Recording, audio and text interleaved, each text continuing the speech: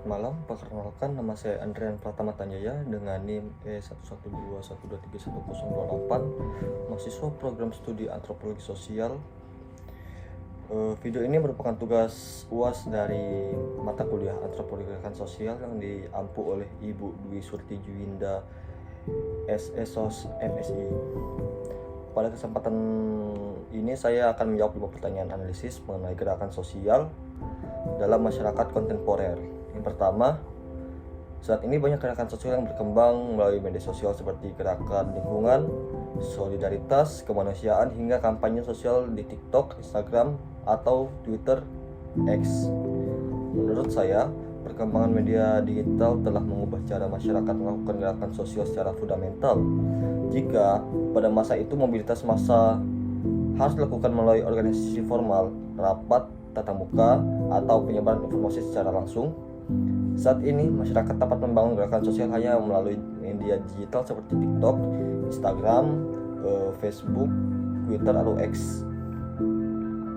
Fenomena ini dapat dianalisis menggunakan teori gerakan sosial yang baru dikemukakan oleh Alian Torin. Teori ini menjelaskan bahwa gerakan sosial modern tidak lagi berfokus pada persoalan ekonomi dan kelas sosial, tetapi juga pada isu identitas, lingkungan hidup, hak asasi manusia, kesetaraan gender, dan kemanusiaan. Dalam konteks tersebut, media digital menjadi saran yang memungkinkan individu-individu dengan kepentingan yang sama membangun kesadaran kolektif tanpa harus berada di lokasi yang sama. Contohnya dapat dilihat pada kampanye lingkungan hidup yang berkembang di media sosial. Berbagai tegar mengenai pelestarian lingkungan mampu menarik perhatian publik, mendorong masyarakat untuk terlibat dalam aksi nyata. Menurut saya, kekuatan utama media digital adalah kemampuannya mempercepat penyebaran informasi dan memperluas jangkauan gerakan sosial. Namun demikian, media digital juga memiliki kelemahan karena informasi yang beredar tidak selalu akurat dan dapat menimbulkan polarisasi dalam masyarakat. Yang kedua, di beberapa daerah, masyarakat melakukan aksi penolakan terhadap perusahaan tambang atau proyek pembangunan karena dianggap merugikan lingkungan, kehidupan masyarakat lokal. Masyarakat melakukan perlawanan terhadap kekuasaan atau kebijakan tertentu karena merasa hak, kepentingan, atau ruang hidup mereka terancam. Dalam banyak kasus, perlawanan muncul ketika masyarakat mulai suatu kebijakan lebih menguntungkan kelompok yang memiliki kekuasaan dibandingkan masyarakat yang terdampak secara langsung. Fenomena ini dapat dianalisis menggunakan teori resistensi dari James Scott. Menurut Scott, kelompok masyarakat berada dalam posisi subordinat akan mengembangkan berbagai bentuk perlawanan terhadap dominasi yang mereka alami. Perlawanan tersebut dapat berupa seperti demonstrasi, aksi massa, maupun bentuk-bentuk resistensi lain yang lebih halus. Contoh nyata dapat dilihat berbagai penolakan terhadap aktivitas penambangan atau pembangunan yang dianggap merusak lingkungan dan mengancam mata pencarian masyarakat lokal. Dalam situasi tersebut, masyarakat tidak hanya mempertahankan sumber daya ekonomi, tetapi mempertahankan identitas budaya, nilai-nilai lokal, dan keberlanjutan lingkungan tempat mereka hidup. Menurut saya, peranan masyarakat merupakan bentuk partisipasi politik yang penting dalam sistem demokrasi. Perlawanan tersebut menunjukkan bahwa masyarakat memiliki kesadaran untuk memperjuangkan hak-haknya dan mengawasi kebijakan yang dianggap tidak berpihak kepada kepentingan publik. Yang ketiga, saat ini banyak gerakan sosial yang cepat viral di media sosial, tapi sebagian hanya bertahan sementara kemudian menghilang. Saat ini banyak gerakan sosial yang mampu menjadi viral dalam waktu singkat, tetapi kemudian menghilang tanpa menghasilkan perubahan yang signifikan. Menurut saya, hal ini terjadi karena tidak semua gerakan sosial memiliki sumber daya organisasi yang memadai untuk mempertahankan keberlangsungan gerakan. Fenomena tersebut dapat dijelaskan melalui teori mobilisasi sumber daya. Teori ini menekankan bahwa keberhasilan suatu gerakan sosial tidak hanya bergantung pada semangat atau dukungan publik, tetapi juga ketersediaan sumber daya seperti kepemimpinan, jaringan organisasi, pendanaan, strategi komunikasi, dan partisipasi anggota yang berkelanjutan. Media sosial memang mampu mempercepat mobilitas masyarakat dan memperluas jangkauan informasi. Akan tetapi media sosial juga dapat menciptakan budaya perhatian yang sangat cepat berubah. Ketika suatu isu tidak lagi menjadi tren, perhatian masyarakat berpindah ke isu lain, sehingga dukungan terhadap gerakan tersebut ikut menurun. Menurut saya, media sosial sekaligus memperkuat dan melemahkan gerakan sosial. Media sosial memperkuat karena memudahkan penyebaran informasi dan membangun solidaritas. Namun, media sosial juga dapat melemahkan karena sebagian partisipasi masyarakat hanya bersifat simbolik, seperti memberikan tanda suka atau membagikan unggahan tanpa terlibat dalam tindakan nyata. Nomor 4, dalam beberapa kasus, generasi muda lebih aktif menyuarakan isu sosial melalui media digital dibandingkan turun langsung ke lapangan.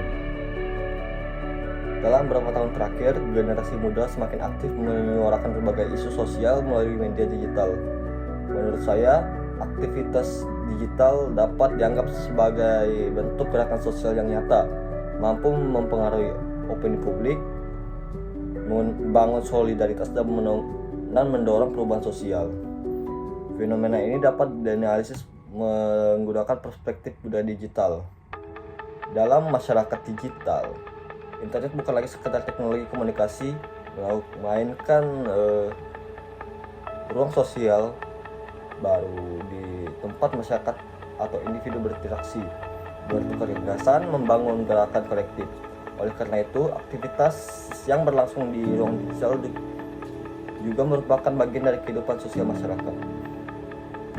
Contohnya dapat dilihat dari berbagai kampanye penggalangan dana kemanusiaan, petisi daring, dan gerakan advokasi yang berkembang melalui media sosial. Banyak gerakan yang awalnya muncul di media digital kemudian berkembang menjadi kegiatan yang nyata di lapangan. Menurut saya, aktivitas di media digital tidak boleh dipandang sebagai bentuk partisipasi yang lebih rendah dibandingkan aksi langsung. Yang terpenting adalah sejauh mana aktivitas digital tersebut dapat menghasilkan dampak sosial yang nyata bagi masyarakat.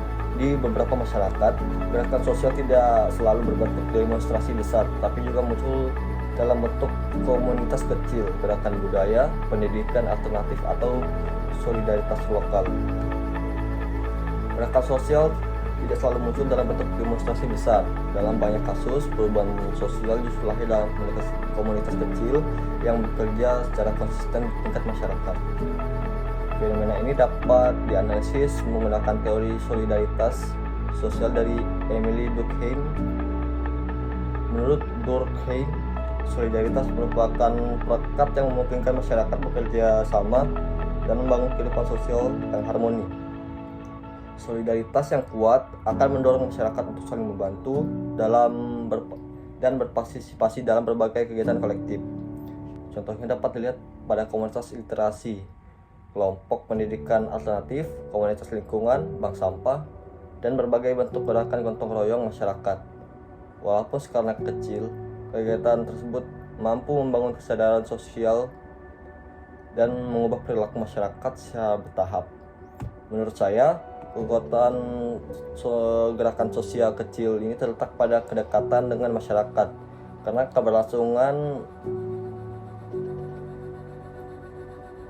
Menurut saya,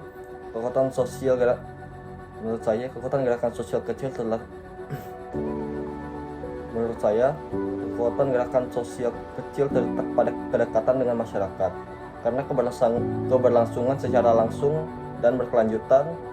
Gerakan seperti ini seringkali mampu menghasilkan perubahan sosial yang bertahan lama dibandingkan gerakan yang hanya muncul sesaat. Oke, kesimpulannya, berdasarkan pembahasan tersebut dapat disimpulkan bahwa gerakan sosial pada era kontemporer mengalami berbagai perubahan yang mempengaruhi perkembangan teknologi digital, dinamika kekuasaan, partisipasi masyarakat, dan solidaritas sosial.